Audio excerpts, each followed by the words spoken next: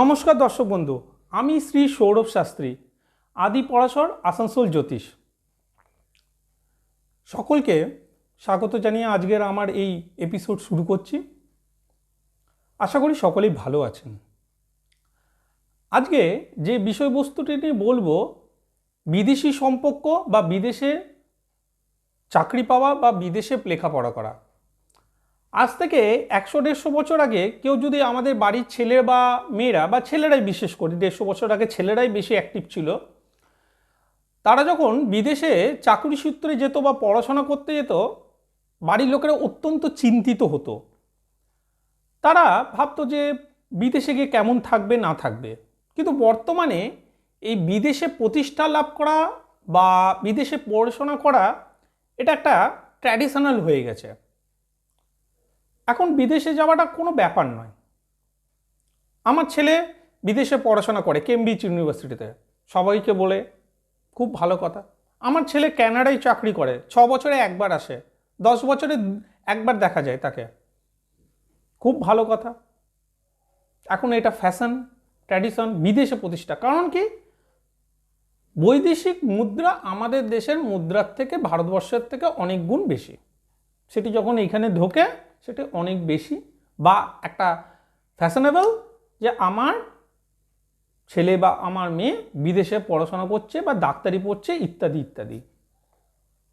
আমার এই এপিসোডের মধ্যে দিয়ে আমি একটা বার্তা আমি কিছুটা দিয়ে রাখতে চাই। জানি না আমার দেশ কি দোষ করেছে, তারাই জানে যারা বিদেশ নিয়ে এত আনন্দিত হয়। তা যাই হোক, মূল বক্তব্য হচ্ছে, বিদেশে কি সবার প্রতিষ্ঠা লাভ হয়? না, হয় না।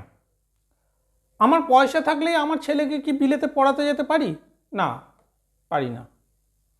আবার কেউ পয়সা নেই, স্কলারশিপে বিদেশে গিয়ে প্রতিষ্ঠা পাচ্ছে, পেতেও পারে। সুতরাং দেখতে হবে যে সকল জাতক জাতিকাদের জন্মপত্রিকায় দ্বাদশ ভাব বা দ্বাদশপতি খুব স্ট্রং হয়ে আছে, এই দ্বাদশ ভাব হতে আমরা বিদেশি সংযোগ স্থাপনকে জানতে পারি।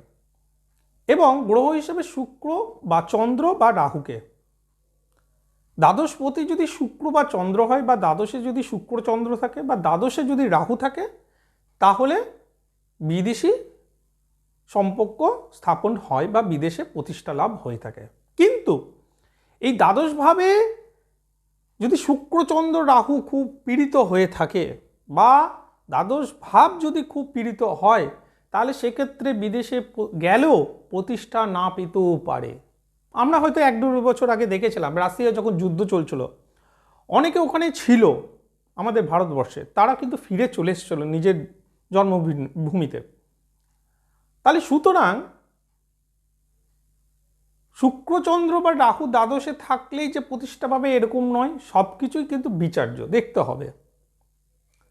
আবার এমনও হয়েছে সেটি হয়তো দুর্বল হয়ে আছে শুক্রচন্দ্র, বা বিদেশে প্রতিষ্ঠা পাওয়ার দরকার, সেক্ষেত্রে একটু ডিস্টার্ব হয়ে আছে, সে গ্রহ একটু পীড়িত হয়ে আছে, সেটিকে উপযুক্ত প্রতিকার দ্বারাও ঠিক হতে পারে। এবং সেটি আপনি যে জ্যোতিষীকে দেখাবেন, সেই জ্যোতিষী বলে দেবে যে আপনার সেই প্রতিকারটি কাজে দেবে কি দেবে না। সুতরাং বিদেশে প্রতিষ্ঠা লাভ পাবো কি পাবো না, সর্বগ্রে জন্মকুণ্ডলী বিচার করা উচিত যে কোনো জ্যোতিষী দ্বারা, এবং দেখতে হবে দ্বাদশ ভাব এবং দ্বাদশপতি এবং শুক্র চন্দ্র রাহুকে। যদি এগুলি ঠিকঠাক থাকে তবে কিন্তু বিদেশে প্রতিষ্ঠা লাভ করা যাবে।